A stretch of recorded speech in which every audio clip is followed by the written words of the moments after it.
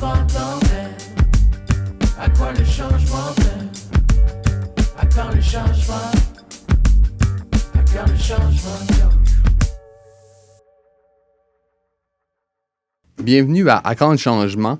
Aujourd'hui, je reçois Olivier Leclerc. Comment ça va? Ça va bien, toi? Ça va super bien. Vraiment content de te recevoir à mon podcast. Pour ceux qui ne te connaissent pas, peux-tu te présenter en quelques mots? Je suis un créateur de jeux vidéo qui spécialise à faire du jeu vidéo national québécois. Donc, du jeu vidéo national québécois, c'est du jeu vidéo qui cherche à promouvoir l'identité culturelle québécoise, donc la langue, la culture, l'histoire, les valeurs. Donc, mon approche, c'est que le jeu vidéo, ça va devenir un terrain d'échange culturel très important dans le futur, au même titre que la littérature et le cinéma et la bande dessinée. Et je crois que le Québec doit être à l'avant-garde en jeu vidéo national pour pouvoir s'exprimer culturellement au reste du monde. Puis, une des raisons pour laquelle je t'ai invité, on s'était parlé par le passé pour une autre entrevue dans une autre occupation que j'avais, mais je trouve ça intéressant parce que au Québec, on a une grosse industrie du jeu vidéo. Ça devient de plus en plus important. Pourtant, il y a peu de jeux qui mettent le Québec en scène, qu'on se voit représenté dans nos vies, dans nos petites particularités québécoises. Pour revenir en arrière, je me demandais d'où est venu cet intérêt-là envers le jeu vidéo. Est-ce que c'est quelque chose que tu faisais depuis que tu étais jeune? Comment c'est venu cet amour-là? Puis aussi le désir de, pas nécessairement consommer des jeux, mais aussi en créer. Mon intérêt pour le jeu vidéo date de comme la Nintendo 64 avec des années 90. Pour moi, ça a vraiment pris forme quand je me suis intéressé plus au cinéma et à la scénarisation. OK. Pour moi, le jeu vidéo, tu sais, je joue à des jeux très ludiques, où est-ce qu'il y a peu d'histoire, qu'il n'y a pas vraiment de personnages, qu'il n'y a pas vraiment de développement. Mais pour moi, mes jeux préférés, c'est les jeux qui utilisent vraiment les spécificités du jeu vidéo pour raconter des histoires d'une façon nouvelle, avec une plus grande implication du public. Je crois que le moment que j'ai eu cette révélation-là que je voulais faire du jeu vidéo, c'était en jouant à Shadow of the Colossus sur PS2 en 2006, je crois, ou en 2007. Ça m'avait vraiment bluffé comment le jeu vidéo était puissant pour raconter une histoire très complexe, mais avec très peu de mots, juste avec l'exploration. Et dans le cas Shadow of the Colossus, c'est un peu un récit épique d'un chevalier qui se bat contre des grands colosses pour redonner vie à son épouse qui est décédée. J'avais trouvé que c'était vraiment un travail incroyable. Puis je me suis dit qu'à place d'aller en cinéma, ce serait fun que j'aille en jeu vidéo. Le moment que j'ai compris que je voulais faire du jeu vidéo national québécois, ma première révélation, ça avait été en 2015, je crois, qu'il y avait un jeu qui s'appelait Never Alone. C'était un jeu qui était fait par une communauté autochtone en Alaska. Je pense que c'est Iqaluit. Ouais, ben... J'ai oublié le nom exact, mais ils utilisaient le jeu vidéo pour raconter les grands mythes fondateurs de leur culture. Et à ce moment-là, je me disais, c'est intéressant, pourquoi on ne fait pas ça au Québec, des jeux qui racontent l'histoire et l'imaginaire collectif québécois. Quelques années plus tard, il y a eu Kona, qui était sorti, que je trouvais qui était quand même intéressant comme approche pour partager la culture du Québec. Kona, c'est un jeu développé à Québec, où est-ce qu'on explore un village rural dans les années 70, puis on essaie de comprendre... on essaie de comprendre pourquoi est-ce que le village est déserté. Ça touche un peu le folklore. Puis, c'est ça, un peu plus tard, j'étais à un moment de ma carrière où est-ce que je devais faire des choix concernant le futur de ma carrière, savoir si je continue en jeu vidéo, savoir dans quel type, dans quel embranchement de l'industrie que j'allais travailler. Puis je me suis dit, bon, ben, je vais... Tu sais, j'ai une idée, j'ai articulé une perspective du jeu vidéo, le jeu vidéo national québécois. Fait que je me suis dit, je vais me lancer dans mon propre studio pour appliquer moi-même mes idées à mes propres créations. Je trouve ça intéressant parce que tu parles du côté narratif des jeux vidéo quelque chose qui est important puis que tu veux impliquer dans tes jeux vidéo. Moi, ça fait quand même assez récemment que je m'intéresse aux jeux vidéo. J'ai pas grandi dans une famille où on jouait beaucoup.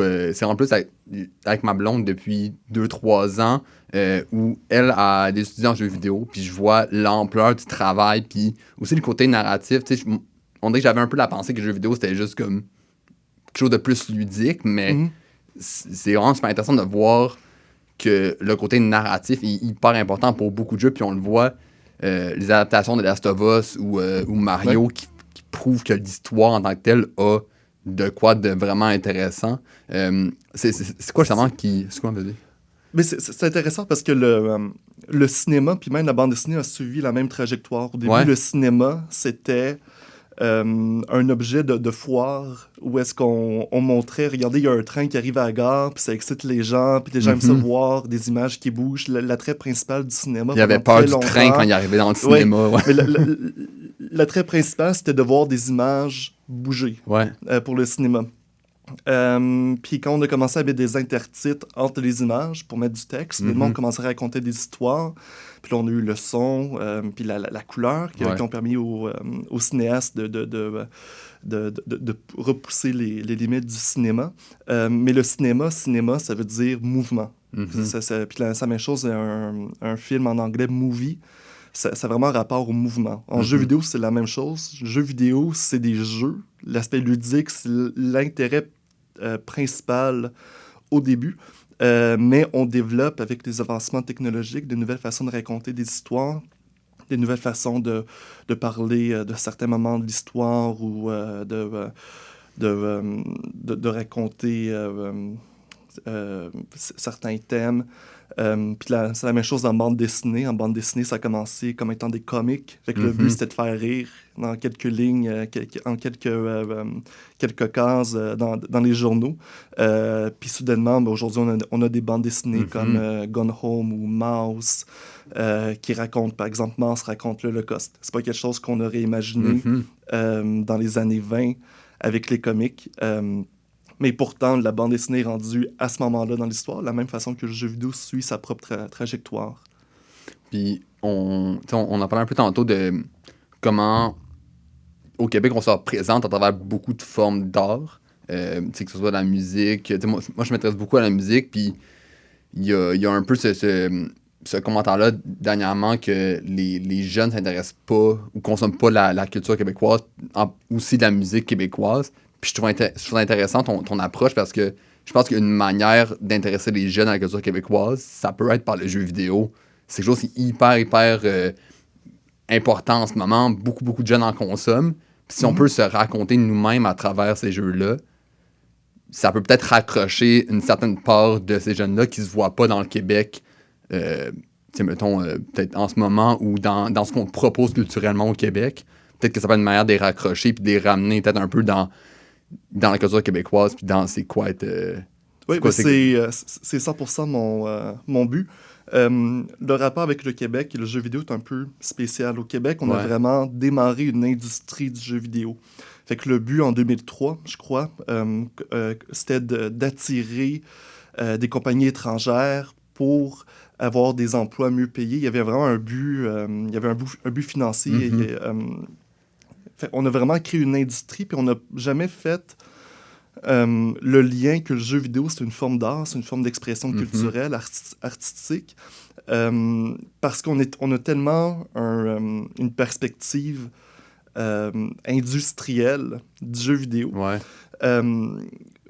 je pense absolument que le jeu vidéo peut correspondre à une solution pour attirer les jeunes davantage vers la culture québécoise. On a beaucoup misé sur le cinéma, sur la télévision, la littérature, la poésie. Je pense qu'il faut continuer à miser là-dessus, mais il faut aussi s'assurer de toujours être à l'avant-garde quand il y a des nouvelles formes d'expression culturelle qui voient le jour. On est un peuple minoritaire, on va, peu importe les changements de statut possibles du Québec dans le futur, on va quand même rester une population de quelques millions dans un océan d'anglophones. Fait qu'on a toujours une fragilité. Cette fragilité-là va toujours demeurer. Puis je pense que c'est pour cette raison-là qu'on doit absolument être à l'avant-garde et ouvert d'esprit. Et je pense que la première étape à ça, il faut que les créateurs de jeux vidéo québécois parlent du Québec dans leurs jeux. C'est à nous de faire le premier pas. Ensuite, ça va être aux médias, ensuite à la population, mais ça doit partir de quelque part. Ça, c'est sûr. Puis, je fais de mon mieux. Mais je trouve ça spécial mais je suis curieux de savoir ton opinion. Pourquoi, à travers plusieurs formes d'art, on se représente en tant que Québécois, mais le jeu vidéo, même si on a une grosse industrie au Québec, on est réticent encore à créer des jeux qui nous représentent. Est-ce que c'est parce que les personnes qui créent les jeux viennent pas du Québec? C'est quoi ta vision par rapport à ça? Les compagnies sont souvent étrangères. Ouais. Ubisoft, c'est pas québécois. Warner Bros, c'est pas québécois. Les compagnies indépendantes le sont. Je crois que la raison, c'est...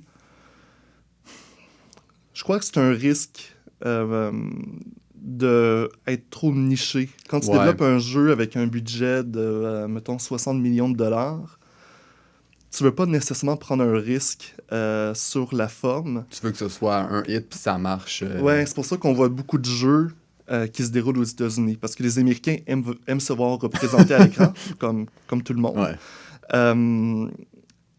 Mais je pense que les indépendants pourraient en faire plus pour montrer du Québec. Les indépendants, on a aussi ces mêmes contraintes. Le but, c'est toujours d'en vivre. Mais je pense qu'on est moins sujet au risque des grands studios. Mais je pense aussi qu'il y a un choix politique derrière ça. Comme si... L'art est politique. Même l'art apolitique. Quand tu es apolitique, c'est un choix politique. Au Québec, s'il y a plusieurs milliers de développeurs de jeux vidéo qui se réveillent chaque matin au Québec et qu'il n'y en a aucun d'entre eux qui pense à mettre du contenu québécois dans leur jeu, d'après moi, il y a à quelque part un choix conscient ou inconscient qui se fait, dépendamment des projets. C'est pas tous les projets qui sont sujets à mettre du contenu québécois. Mais je serais tenté à dire que oui, à quelque part, ça peut être un choix politique. S'il n'y a pas eu un jeu historique qui se passe au Québec par un studio AAA, dans tous les jeux historiques qui se font à chaque année, c'est pas un add-on. Mais c'est ça, puis je vois, mettons, des jeux comme Assassin's Creed qui est comme très historique, puis ils en ont fait je sais pas combien, qui sont partout à travers le monde. Qu'on n'en a pas fait dans la nordicité du Québec. Je trouve ça quand même un petit peu étrange, mais ça vient peut-être au fait que c'est une compagnie qui est pas québécoise, mais il doit quand même avoir des créateurs québécois au sein de cette compagnie-là à Montréal, j'imagine. Oui, ben le meilleur exemple, c'est le troisième Assassin's Creed, qui se déroule durant la guerre civile, la guerre d'indépendance américaine. Comme...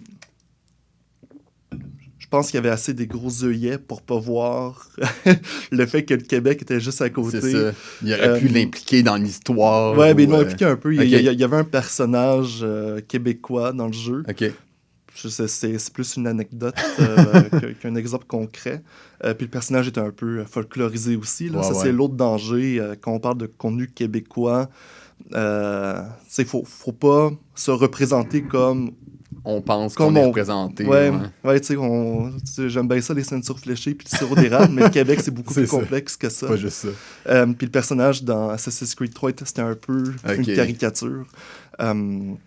Donc oui, comme mon objectif, comme je disais, c'est de montrer le chemin, puis d'espérer que d'autres personnes le prennent, puis qu'éventuellement, il y en a assez un gros engouement pour qu'un studio AAA prennent un risque en faisant un jeu qui se déroule au Québec. Puis, on parle des studios AAA, puis je suis curieux de savoir, est-ce que tu as déjà essayé de travailler au sein de ces studios-là avant de créer ta propre compagnie? Ou t'es pas allé dans ce monde-là du tout du jeu AAA puis des grosses entreprises? Je suis jamais sorti de l'indépendant. J'ai j'ai travaillé dans 2 startups. La première startup, c'était du VR, de la réalité virtuelle. Et la deuxième, c'était du jeu sérieux. Donc, jeu sérieux, c'est des jeux de formation pour, par exemple, l'apprentissage dans les écoles, mais aussi beaucoup de jeux pour les banques. Tu sais, moi, mon rêve, c'est de raconter des histoires. Je me ramasse dans un studio où est-ce qu'on fait des jeux pour des banques. Puis c'est assez spécial, le jeu sérieux, parce que souvent, les joueurs qui jouent à ton jeu le jouent pas, le jouent un peu par obligation. Ouais, c'est ça. Faut qu'ils suivent une formation et qu'ils vont le faire. Ils suivent une formation pour eux. Pour le mieux, c'est un divertissement dans leur journée. Puis au pire, c'est une perte de temps. Puis ils vont finir leur journée plus tard en overtime à cause de ça. Fait que c'était pas très agréable comme expérience. Quand je suis sorti de là, j'étais complètement découragé. Pour moi, je me disais, pour moi, le jeu vidéo, c'est fini. Je vais retourner à l'école.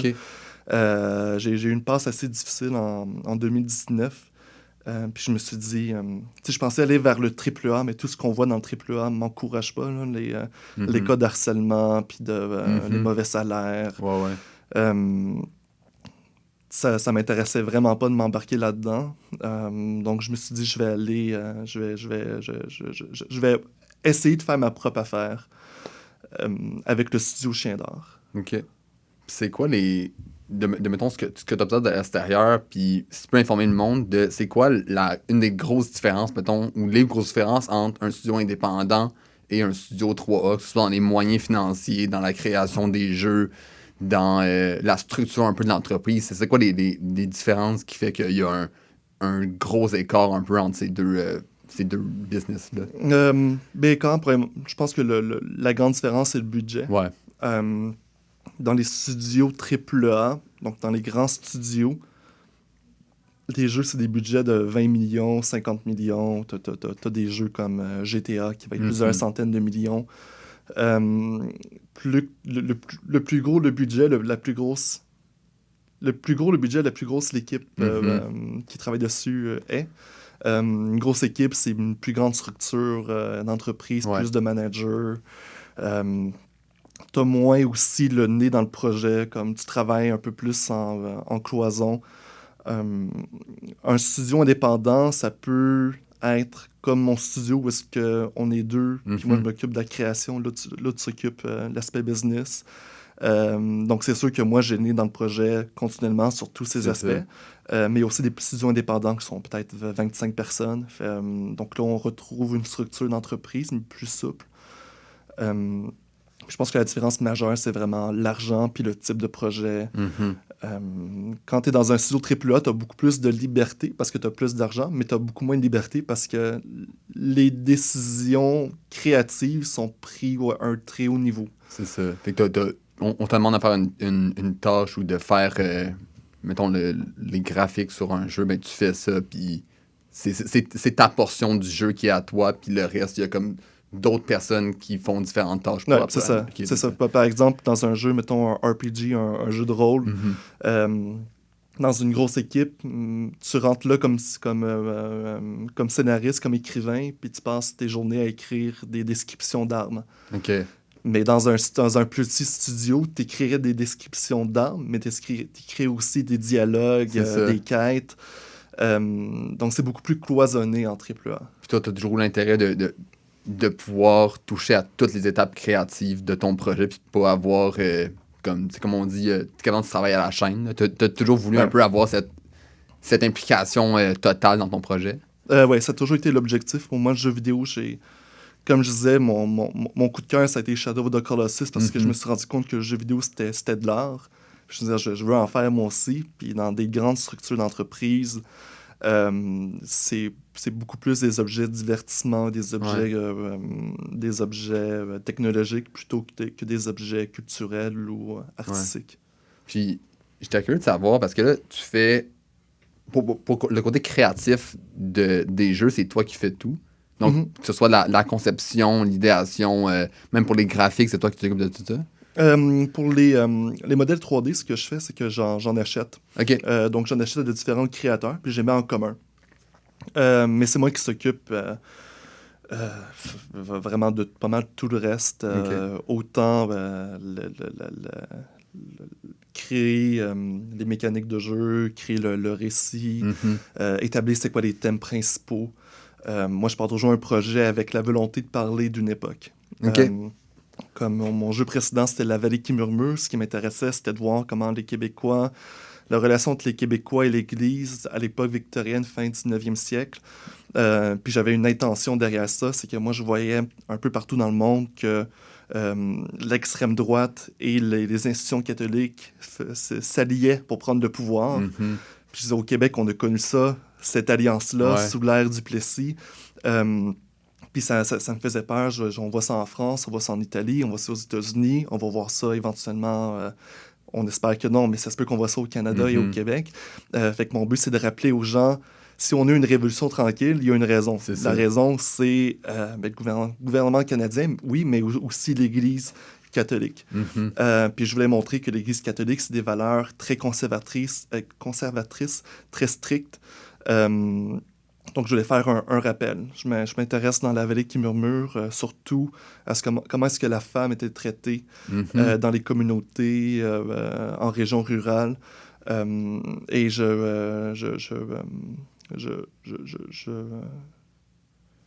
j'ai oublié le terme.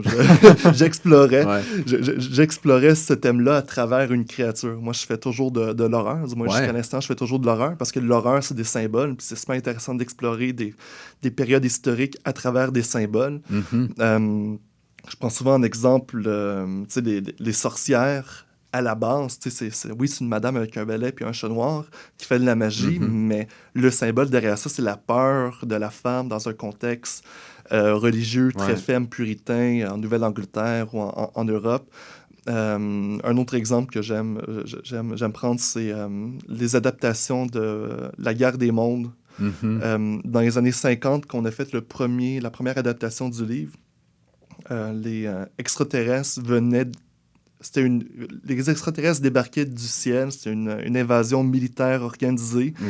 Et ça représentait symboliquement la peur du peuple américain d'une invasion communiste organisée par l'URSS, du même type que Red Dawn, où est-ce que le monde est parachuté dans les grandes métropoles pour prendre le pouvoir par la force. Puis quand ils ont refait une nouvelle adaptation dans début des années 2000, post-11 septembre, là, la peur des Américains, c'était le terrorisme qui prenait racine aux États-Unis pour faire sauter des bombes. Donc là, cette fois-ci, les extraterrestres venaient du sol. Plutôt que du ciel, parce qu'on avait peur de ce qu'il y avait alentour de nous. Donc moi, l'horreur, je suis fasciné par l'horreur depuis peut-être une vingtaine d'années, depuis que j'ai 10 ans. J'ai 30 ans aujourd'hui. Parce que c'est jamais juste des monstres. Quand c'est juste des monstres, c'est plate, il n'y a pas de fond. C'est plate, mais c'est rare qu'il n'y a vraiment pas de fond. Souvent, par exemple, L'Exorciste, le livre L'Exorciste, l'auteur du livre, j'ai oublié son nom, mais c'était un ultra-conservateur chrétien. Et lui, sa peur, c'était la peur de la révolution sexuelle, la peur de la femme qui commence à travailler, puis il voulait montrer un exemple inconsciemment, peut-être consciemment, mais je pense que c'est inconsciemment, il voulait montrer un exemple. Qu'est-ce qui arrive quand une femme monoparentale élève son enfant seul, sans la présence d'un homme? Ça invite le diable dans la maison. Ouais, c'est ça. C'est la même chose pour H.P. Lovecraft. H.P. Lovecraft, c'était un auteur, probablement l'auteur plus influent du genre littéraire d'horreur. C'était aussi un raciste assumé. Souvent, quand tu regardes ses œuvres, il y a différentes interprétations que tu peux faire, mais souvent, ce qui est central, c'est la peur. Par exemple, dans sa nouvelle The Shadow over Its Mouth, c'est un homme qui rentre dans un village, un village côtier, puis il se rend compte que les villageois copulent avec des monstres qui viennent de la mer, puis que ça donne à des hybrides vraiment étranges. Puis la façon qu'on l'interprète, c'est qu'il y avait peur des mariages interraciaux. C'est la façon qu'il l'a exprimé. Mais encore là, c'est pas conscient chez lui, c'est juste quand on connaît l'homme, puis qu'on connaît ses positions, on peut interpréter ces monstres comme étant des symboles.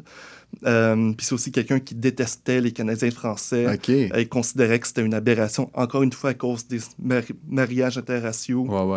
Il disait que c'était le pire des Anglais et le pire des Français mis ensemble. Éventuellement, il est venu visiter la ville de Québec, puis il a dit finalement, mes préjugés ne correspondaient pas nécessairement à l'image que je m'étais faite du peuple canadien-français, qu'on l'appelait à l'époque. Donc, il a un peu remis en question ses propres préjugés à ce moment-là.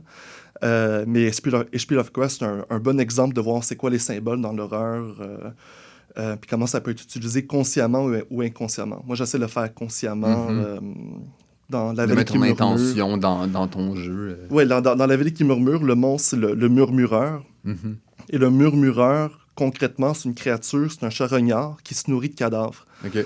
Pour se nourrir, il murmure aux oreilles des gens, puis ça les incite à commettre un suicide pour qu'ils puissent se nourrir des suicidés.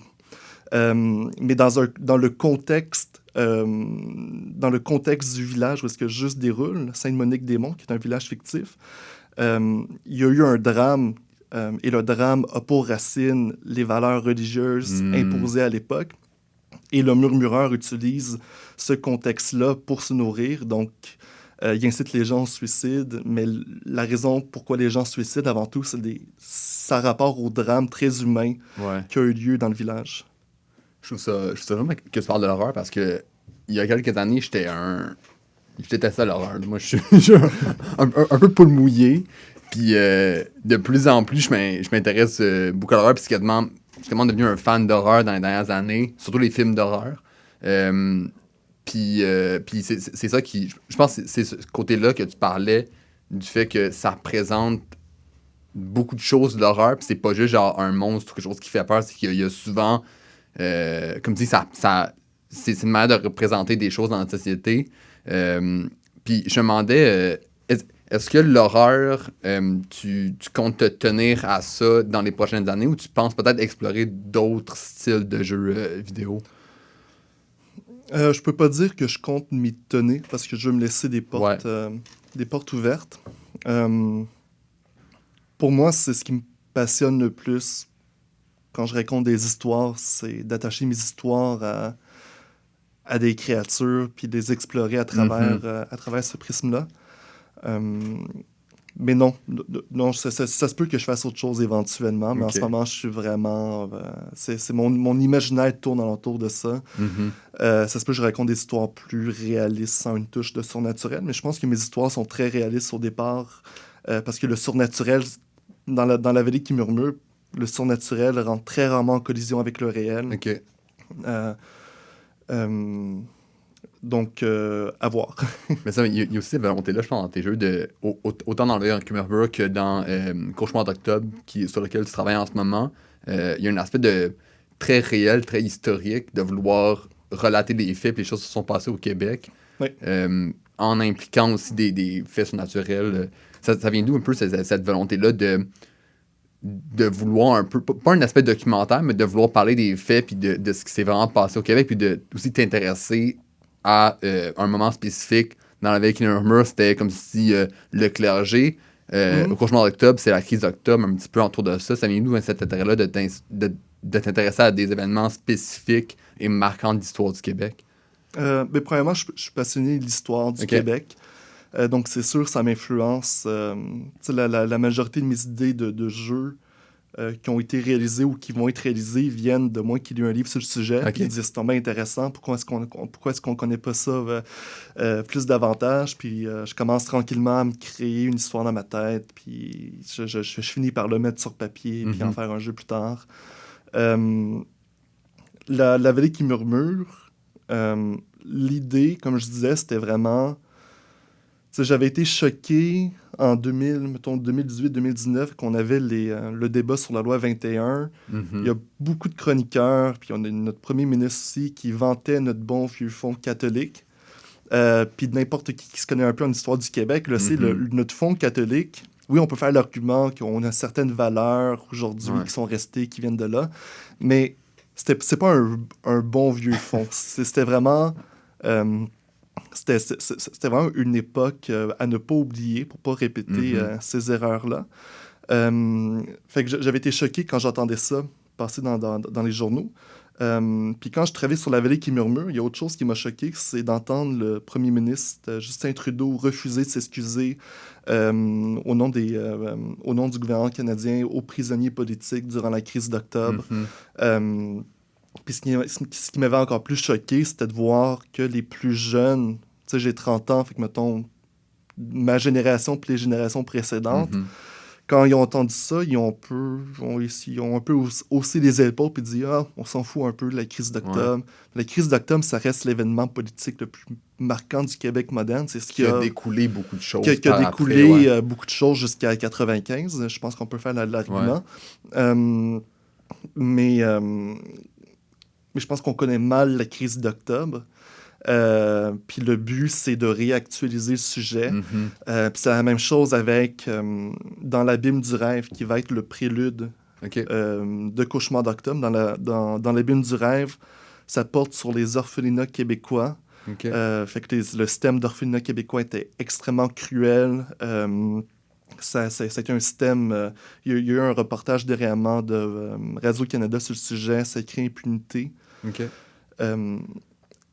Je pense qu'on n'en parle pas assez, ou plutôt qu'on veut pas en parler. Fait que j'espère... C'est-tu en lien avec les pensionnats ou c'est quelque chose de complètement différent? Mais c'est pas complètement différent parce que dans les deux cas, c'était administré par le clergé catholique. Les pensionnats... les orphelinats québécois, c'était tous les orphelinats du Québec où est-ce que les orphelins étaient amenés pour vivre jusqu'à 16 ans. C'était surtout des cas d'abus sexuels, physiques. Par le clergé. Par le clergé, mais par les religieuses. Il y a eu, dans le reportage de Radio-Canada, il y a eu plusieurs histoires de meurtres qui ont été vues par les orphelins. Je prends un exemple. Une fois, il y a un bébé qui pleurait trop. La sœur l'a pris, puis elle l'a lancé contre un mur. Puis le lendemain matin, le bébé était dans un cercueil. Fait que ça, il y a eu... tu sais, c'est des cas... mais il y en a eu aussi en Irlande, il y en a eu en France. Les pensionnats autochtones, la grande différence, c'est qu'il y avait un aspect culturel. On voulait tuer une culture, ce qu'il n'y avait pas dans les orphelinats québécois. Par contre, ce qui est similaire, c'est les orphelinats du Plessis, que ça, c'est un autre sujet plus complexe. Que je ne vais pas nécessairement aborder dans le prélude, dans l'abîme du rêve. Mais les orphelinats du Plessis avaient un aspect, c'était une fraude financière. Le but, c'était d'étiqueter faussement des orphelins comme des déficients mentaux pour toucher de l'argent du fédéral. Une belle époque. Ah oui, mais c'est que je veux pas qu'on oublie que cette époque-là est juste derrière nous. C'est ça. On vient juste de passer à travers cette époque-là. Moi, dans ma famille, j'ai eu 3 personnes qui ont été dans les orphelinats. Fait que ça menait à de l'alcoolisme. Pardon, il y en a eu 4 personnes. Fait que alcoolisme, suicide. Fait que quand tu sais ça, que c'est arrivé dans ta propre famille, moi, je le sais parce que j'ai creusé. J'ai commencé le projet sans même savoir que ma propre famille avait été touchée par ça. Mais j'ai dû creuser parce que la seule personne qui a survécu n'a jamais voulu en parler. C'est très tabou. C'est extrêmement tabou. Puis je pense que n'importe qui nous écoute, si vous creusez un peu, si votre famille est au Québec dans les années, mettons, 40-50, puis vous creusez un peu, vous allez sans doute vous rendre compte que vous avez des histoires d'horreur liées au clergé à cette époque-là. Puis comme je dis, mon but, c'est de rappeler aux gens que c'était quoi le rôle du clergé dans ces drames-là. Puis aussi qu'en ce moment, on n'est pas complètement sorti. C'est encore une possibilité qu'il y ait un renouveau religieux au Québec. Puis je le dis parce que ça se passe en France, puis ça se passe aux États-Unis, puis ça pourrait arriver au Québec. On a un message en dessous de notre plaque. Je me souviens. Je pense que des fois, on l'oublie sur certains sujets. Puis, on parle... mettons, si j'essaie de me remettre dans l'enseignement qu'on fait au secondaire par rapport à l'histoire du Québec, on parle beaucoup des pensionnats. Beaucoup. On parle des pensionnats, c'est mentionné, mais pas assez. Je pense que pour bien maîtriser le sujet, il faut que tu fasses tes recherches en dehors du contexte scolaire parce que t'as pas tout le contexte, t'as pas certains... certains détails, il y a beaucoup de choses qui te manquent que les cours d'histoire, malheureusement, font pas. Je sais pas si ça a changé d'ici là. Ouais. Mais tu sais, mettons, les orphelinats, j'avais jamais entendu parler de ça. C'est quand même, c'est intéressant que tu mettes en lumière des événements que souvent beaucoup de monde ne savent pas du Québec. Mais les orphelins du Plessis, on les a oubliés très rapidement parce que dans les années 2000 et 90, c'était un sujet assez central sur la scène, dans le paysage québécois. Mais on les a oubliés. Puis quand il y a eu le cas des orphelinats, des pensionnats autochtones, il y a plusieurs orphelins du Plessis qui sont sortis puis ils disent on est en train de nous oublier comme ce que les Autochtones ont vécu dans les pensionnats était très similaire à ce que nous autres on a vécu. Ça fait 30 ans qu'on demande des excuses du pape, il n'a jamais voulu, le Canada ne nous a jamais appuyés, le gouvernement du Québec non plus. Donc, je pense qu'on a un devoir de mémoire et le jeu vidéo est un outil aussi légitime qu'un film pour garder cette mémoire vivante. Pour revenir un petit peu à ton studio Chien d'or, qui a comme mission de mettre de l'avant le jeu vidéo national. Là, vous êtes là depuis 2019, tu dis que c'est fondé? Ça fait quelques années encore. C'est quoi les différents défis qu'une start-up en jeu vidéo au Québec peut avoir, que ce soit financier, que ce soit pour la recherche, avoir des fonds? Parle-moi un peu des défis que vous avez eus pour votre compagnie depuis le début. Je pense que le défi premier, puis c'est vrai pour tous les studios, pas juste le mien, c'est les défis financiers. La Vallée qui murmure, ça a été autofinancé. Donc, j'ai vraiment pris mes économies puis j'ai mis dans le projet. En ce moment, Cauchemar d'Octobre, on a réussi une campagne de socio-financement. Donc, il va y avoir une grosse partie du financement qui va venir du public. Mais ce qui est difficile, c'est de convaincre des institutions publiques de financer une partie du projet. C'est par des pitchs comment vous allez chercher ces certains fonds-là ou ce financement-là? C'est auprès du gouvernement ou certaines institutions qui ont des programmes de financement? Comment ça marche un peu pour avoir cet argent-là puis comme pas seulement te baser sur tes propres acquis puis avoir peut-être un peu d'argent extérieur? Ouais, mais c'est comme tu dis, c'est surtout c'est similaire au cinéma. Tu fais un pitch, puis tu essaies de démontrer que tu as les compétences pour réaliser le projet que tu viens de pitcher. En jeu vidéo, ce qui est assez important comme institution, c'est le FMC, le Fonds des médias canadiens. Il y a d'autres institutions qui peuvent contribuer. Mais mon but, c'est vraiment de diversifier les sources de financement. Ouais. C'est toujours bien de ne pas être dépendant d'une seule source. Fait que le but de la campagne Kickstarter, c'était vraiment de nous donner une poussée avec le public. Puis par la suite, on va être capable de nous-mêmes mettre de l'argent sur le projet, puis on va faire des pitchs à des institutions publiques, puis même à des personnes au privé. Mais ouais. Ce serait quoi, mettons, les conseils que tu donnerais à quelqu'un ou un groupe de personnes qui veulent se partir une start-up en jeu vidéo? Ils ne savent pas nécessairement comment s'y prendre. C'est quoi les conseils que tu dirais au départ pour mettre des bonnes bases solides pour une entreprise? Je pense que la première base, c'est de faire un premier jeu à temps partiel s'il faut et de faire un jeu simple que tu peux réaliser toi-même. Parce que c'est difficile. En ce moment, il y a beaucoup de studios indépendants qui voient le jour. Et pour se démarquer, il ne faut pas juste avoir des idées, il faut démontrer qu'on est capable d'exécuter nos idées.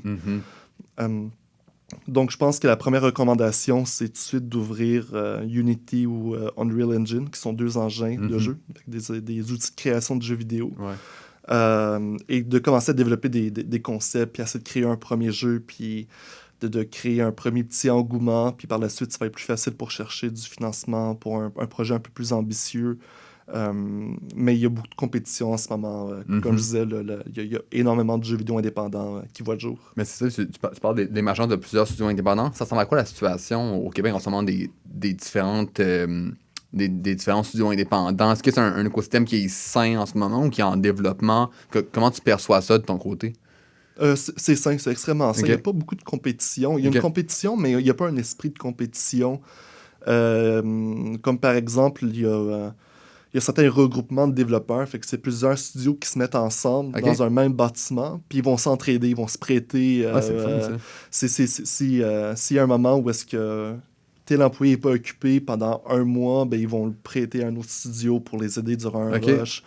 C'est assez simple parce que c'est vraiment des passionnés qui sont pas là pour nuire aux autres, ils sont juste là pour faire les meilleurs Ouais. jeux possibles.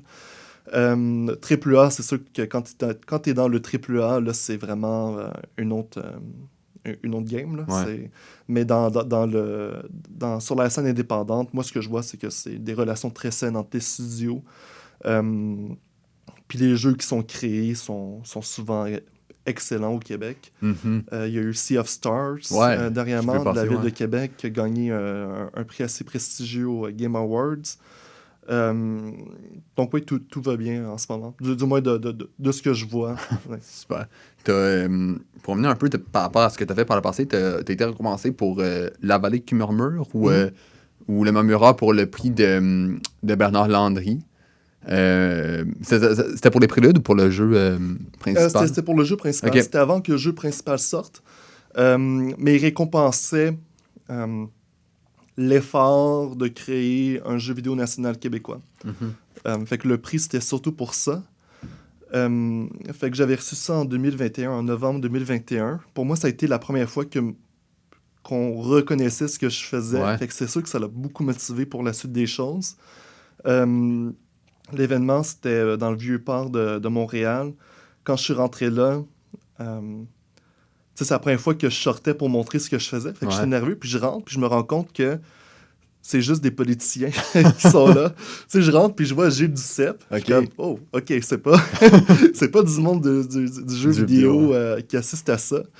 C'est là que j'ai rencontré mon ami Denis Trudel, qui plus tard a joué un rôle dans La Vallée qui murmure. Okay.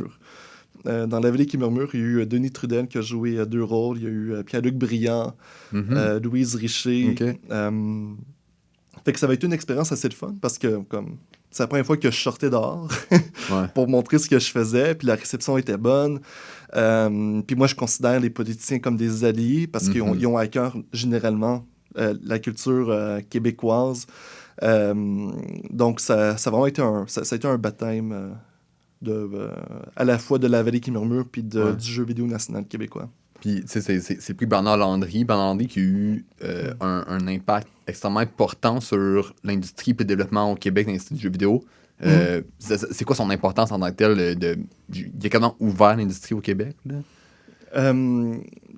Bernard Landry, c'est lui qui a attiré les grands studios, dont Ubisoft Montréal à Montréal, à travers des comment on appelle ça? J'ai oublié le terme, mais c'est que l'État rembourse 30% des salaires dans le domaine du jeu vidéo québécois. Fait que c'est sûr que c'est extrêmement attrayant pour les studios étrangers de venir s'installer à Montréal parce que c'est rentable, il y a une bonne main-d'œuvre, la main-d'œuvre est très spécialisée.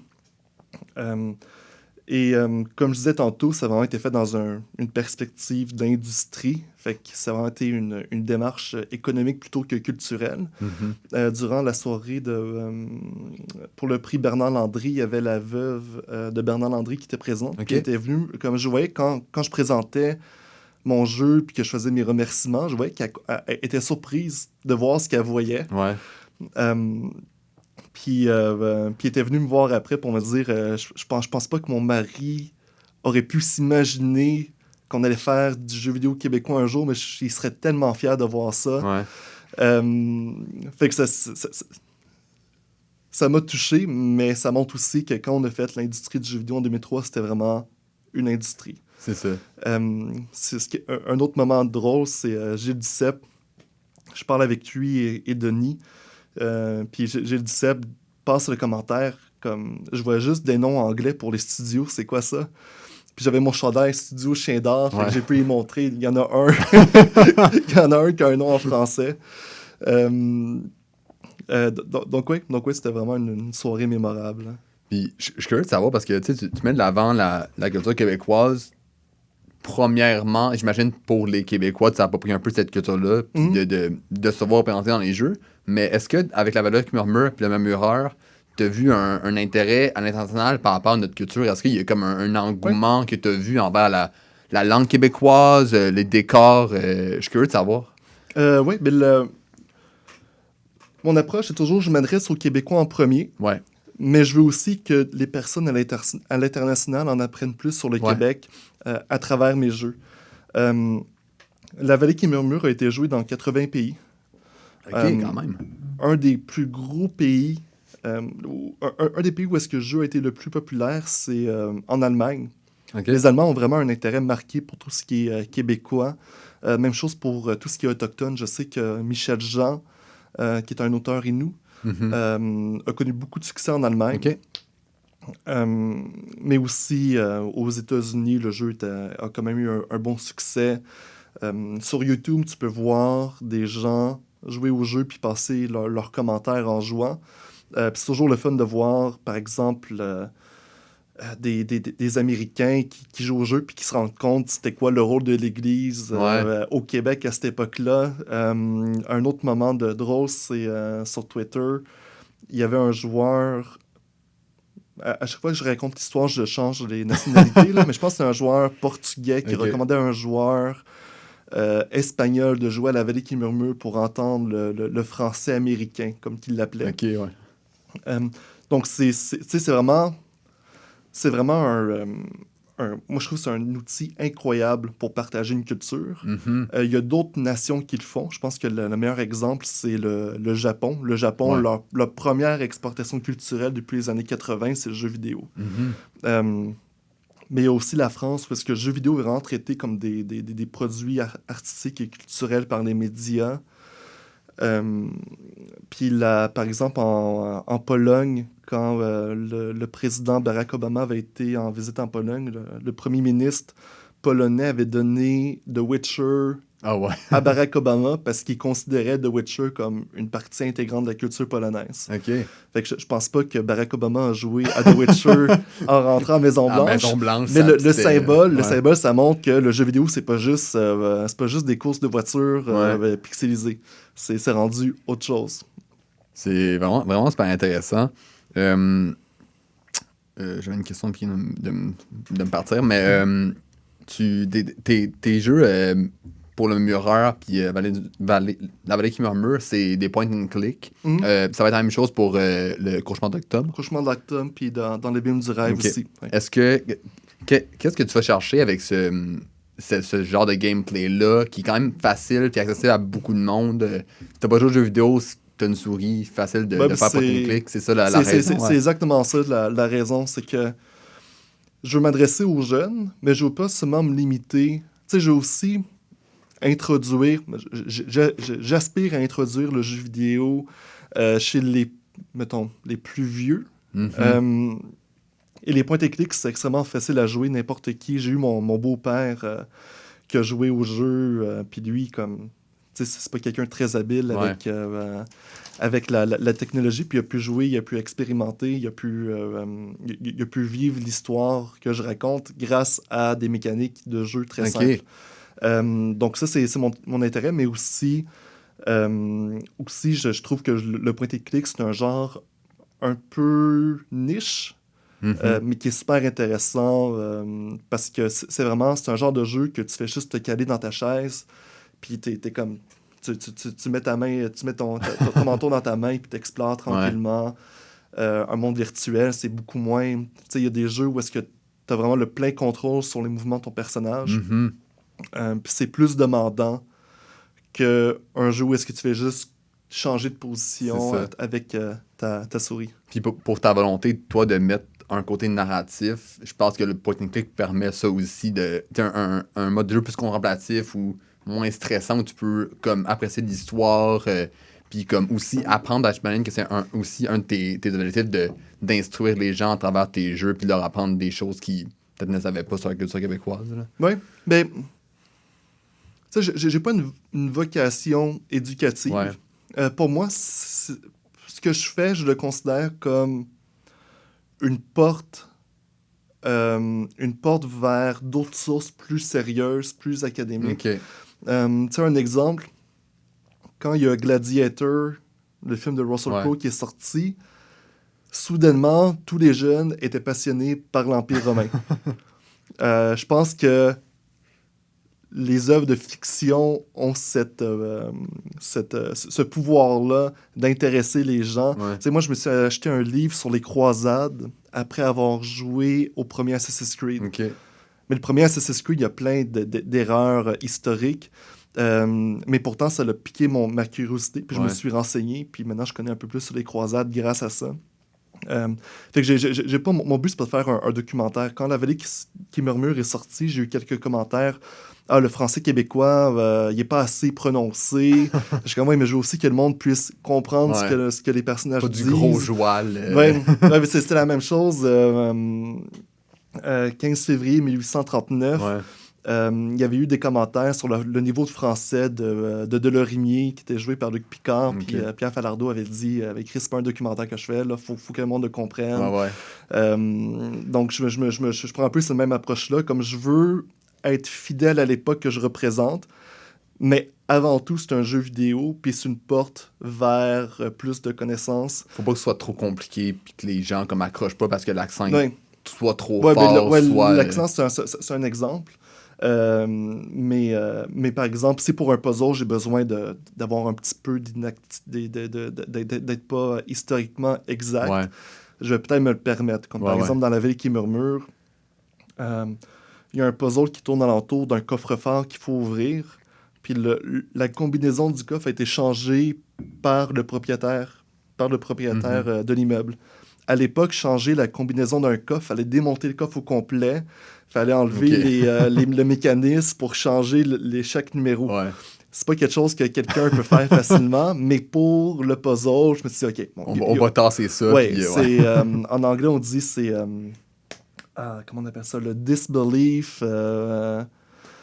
J'ai oublié le terme, mais il y a un terme pour dire les gens sont prêts à ignorer certaines inaptitudes pour le bien de l'histoire. C'est la même chose en jeu vidéo. Pour le bien du jeu, on peut se permettre. Ben, un gros merci pour ton temps. C'était vraiment super intéressant. Ton jeu, le Cauchemar d'octobre, il y en est où pour les étapes de création? Est-ce qu'on sait quand il va sortir?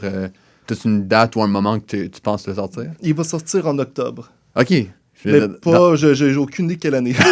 Octobre maintenant. C'est sûr que ça va sortir en octobre pour des besoins de marketing puis de visibilité dans les médias. Mais en ce moment, ce que je travaille, c'est dans l'Abîme du rêve, qui est le prélude dans les orphelinats québécois. C'est la première partie du développement, c'est faire le prélude. Puis il y a aussi La Vallée qui murmure et Le Murmureur. Mes deux jeux précédents sont sur Steam et GOG. GOG qui est une autre plateforme de distribution. Donc ces deux jeux-là sont accessibles en ligne. Super. Ben, un immense merci d'être passé. C'était vraiment super intéressant. Merci à toi. Tous les gens peuvent aller voir tes différentes créations un peu partout sur le web. Merci beaucoup.